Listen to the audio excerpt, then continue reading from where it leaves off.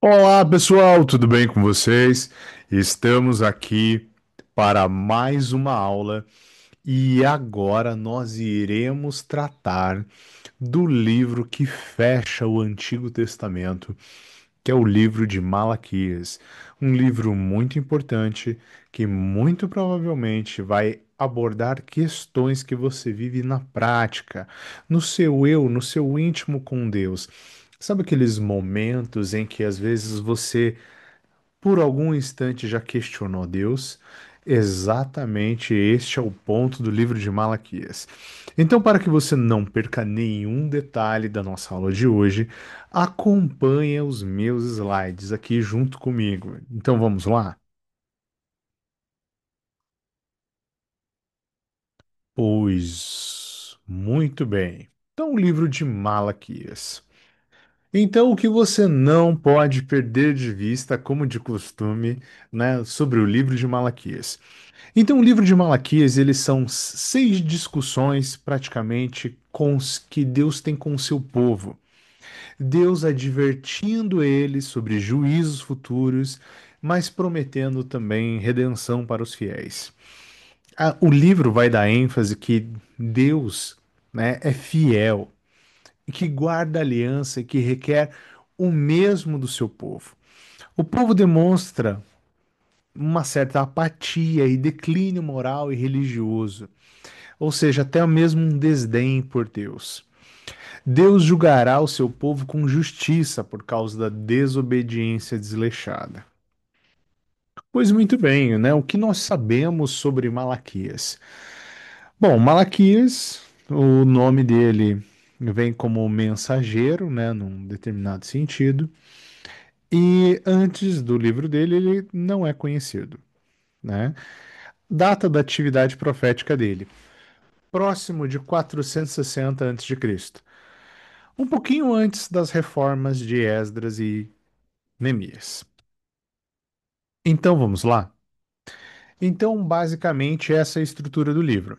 São seis discussões, basicamente Deus falando com o povo. Mas deixa eu explicar um pouco melhor como é esse falar desse povo. Aqui neste livro não existe uma pessoa como um representante de Deus, tá?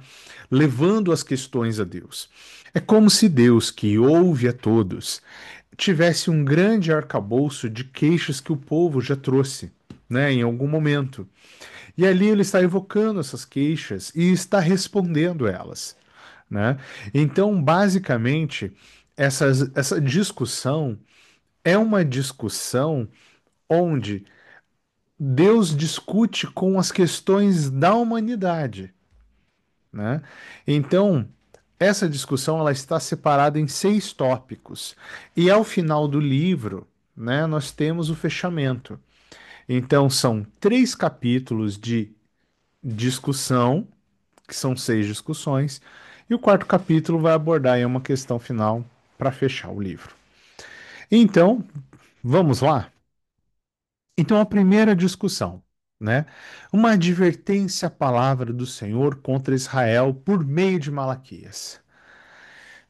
Advertência: Eu sempre os amei, diz o Senhor. Mas vocês perguntam: de que maneira nos amaste? Gente, veja só, aqui o povo ele coloca a seguinte questão: Deus, mas de que maneira tu me amas? E Deus fala assim: eu tenho que responder, querido, tu existe, já seria suficiente. Mas não. Então ele basicamente ele vai explicar aqui toda a questão novamente da escolha do povo de Israel, tudo mais, né, na questão do, do deserto. Então, aqui Deus vai tratar, né, novamente, assim, com todos os detalhes e vai apresentar para eles, né? Então, veja só. Vocês verão isso com os próprios olhos e exclamarão: Grande é o Senhor, até mesmo além das fronteiras de Israel. Então é como se no final dessa discussão toda, eles olhassem e se falassem: realmente. a gente estava completamente pirado ao pensar que Deus não nos ama. A segunda discussão, tá? Às vezes aqui o texto no slide ele é um pouco extenso, mas eu vou sempre tentar dar uma resumida, tá? O filho honra o seu pai e o servo o seu senhor. Se eu sou o pai, onde está a honra que me é devida? Se eu sou o senhor, onde está o temor que me devem? Pergunta o Senhor dos Exércitos a vocês, sacerdotes: são vocês que desprezam o meu nome? Mas vocês perguntam de que maneira temos desprezado o teu nome. E veja só, aqui é como se você estivesse discutindo, né, com uma pessoa que faz errado, que é orgulhosa, e ainda quando você aponta o erro, ela fala assim: mas olha, mas onde é que eu errei? Não, te ofendi? Te ofendi de que jeito? Então Deus responde. E basicamente aqui ele coloca trazendo comida impura ao meu altar. As pessoas levavam animais doentes para sacrifício, ou seja, basicamente negligenciavam diversos cuidados em relação a Deus, adorando outros deuses, com questões de idolatria, falsa adoração, né? Adoração é, negligenciada ou até mesmo de qualquer jeito, né? Então veja só, de que maneira uma pessoa desonra o nome do Senhor? Às vezes a pessoa ela tá no meio de um culto, ela tá ali gesticulando com a boca, balançando as mãos, mas a cabeça dela tá na estratosfera. Às vezes é um momento de fazer uma oração, ela tá pensando em outras coisas, tá olhando um celular, né? Então, existem diversas maneiras, né, de se desonrar a Deus, né? Aqui o exemplo é a questão dos animais, né, impuros, tudo mais, a questão do sacrifício, ou seja, tipo, trazer um animal cego para ser sacrificado. Ah, mas por que esse tipo de animal? Porque esse seria o animal de alguma forma que seria descartado de alguma forma, né? Agora, existe uma advertência que Deus coloca. Se vocês não derem ouvidos ou se dispuserem a honrar meu nome, diz o Senhor dos Exércitos, lançarei maldições sobre vocês e até amaldiçoarei as suas bênçãos. Aliás, já as amaldiçoei, porque vocês não me honram de coração. A terceira discussão, vamos, né, agora contemplar a terceira, né? Não temos todos o mesmo Pai, não fomos todos criados pelo mesmo Deus. Por que será então que quebramos a aliança dos nossos antepassados, sendo infiéis uns com os outros? Judá não tem sido fiel. Uma coisa repugnante foi cometida em Israel e em Jerusalém. Judá desonrou o santuário que o Senhor ama. Homens casaram-se com mulheres que adoram deuses estrangeiros. Que o Senhor lance fora das tendas de Jacó homens que fazem isso, seja ele quem for, mesmo que esteja trazendo ofertas ao Senhor dos Exércitos. A outra coisa que vocês fazem, enchem de lágrimas o altar do Senhor, choram e gemem porque ele já não dá atenção às suas ofertas, nem aceita com prazer. E vocês ainda perguntam, por quê? E por que o Senhor é testemunha entre você e a mulher da sua mocidade, pois você não cumpriu a sua promessa de fidelidade? Basicamente, aqui, Deus está colocando na cara das pessoas que, olha, você não é fiel a mim e você também não é fiel à sua esposa da mocidade, porque você se deixa levar pela perversidade, pela promiscuidade. Eu odeio o divórcio. O homem que se cobre de violência como se cobre de roupas, diz o Senhor dos Exércitos. Por isso, tenham bom senso. Não sejam infiéis. Deus aqui condenando veementemente o adultério, a traição, a infidelidade. A quarta discussão. Vocês têm cansado o Senhor com suas palavras. Como temos cansado? Vocês ainda perguntam, quando dizem: todos os que fazem o mal são bons aos olhos do Senhor, e ele se agrada deles. E quando perguntam: onde está o Deus da justiça? Aqui, basicamente, a queixa deles é uma queixa de inveja, né? Então, existem outros povos, com riquezas e tudo mais, e eles não acham justo. Aí veja, então, né? A sequência. Vejam, eu enviarei o meu mensageiro que preparará o caminho diante de mim. E então, de repente, o Senhor que vocês buscam virá para o seu templo. O mensageiro da aliança, aquele que vocês desejam, virá, diz o Senhor. Mas quem suportará o dia da sua vinda? Quem ficará de pé quando ele aparecer? Porque será como o fogo do ourives e como o sabão do lavandeiro. Ele se sentirá como um refinador e purificador de prata. Purificará os levitas e os refinará com ouro e prata. Assim trarão ao Senhor ofertas com justiça. Basicamente, aqui Deus está colocando o seguinte: a queixa deles é uma, e é uma queixa, digamos assim, sobre justiça. Onde está o Deus da justiça que um tem alguns beneficiados e os outros não? E basicamente Deus responde que quando chegar o dia do Senhor, ele vai querer ver quem é que vai suportar esse dia.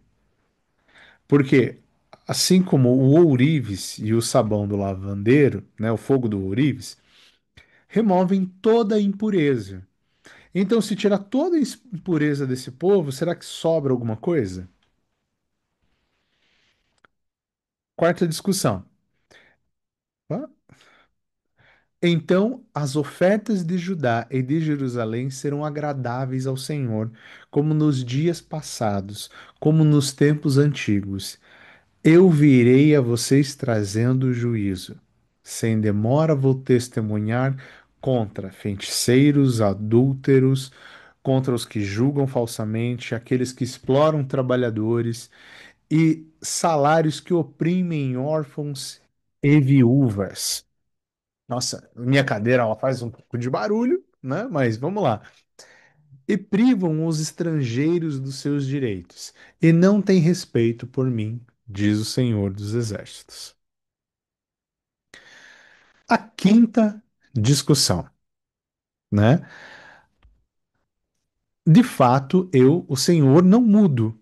Por isso, vocês, descendentes de Jacó, não foram destruídos. Desde o tempo dos seus antepassados, vocês se desviaram dos seus decretos e não os obedeceram. Voltem para mim e eu voltarei para vocês, diz o Senhor dos Exércitos. Mas vocês perguntam: como voltaremos? Então veja, Deus responde: como um homem pode roubar Deus, né? Contudo, vocês estão me roubando. E ainda perguntam, né? Como é que te roubamos nos dízimos e ofertas? Vocês estão debaixo de grande maldição, porque estão me roubando. A nação toda está me roubando. E aqui como é que eles voltam, como eles se redimem? Tragam o dízimo todo ao depósito do templo, para que haja alimento em minha casa. Ponham-me à prova, diz o Senhor dos Exércitos, e vejam se não vão abrir as comportas dos céus e derramar sobre vocês tantas bênçãos que não terão como guardá-las. Discussão 6. Vocês têm dito palavras duras contra mim, diz o Senhor. Ainda assim perguntam: o que temos falado contra ti? Vocês dizem: é inútil servir a Deus. O que ganhamos quando obedecemos aos seus preceitos e andamos lamentando diante do Senhor dos Exércitos? Então veja, quantas pessoas em algum momento já não questionaram esse aspecto? Faça um autoexame. Será que você já não pensou assim? Mas o que eu ganho sendo obediente? Eu sei o que eu ganho se eu desobedecer.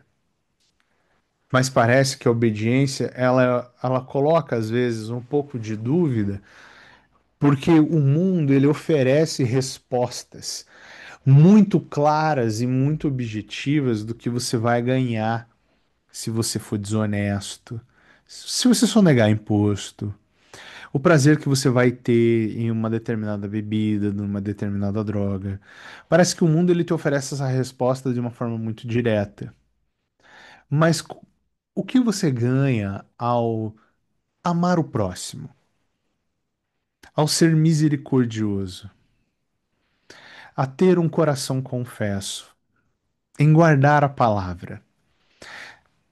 Isso é claro na sua mente? O que você ganha ao ser obediente? Isso tem que ser muito claro na sua mente. Então vamos lá.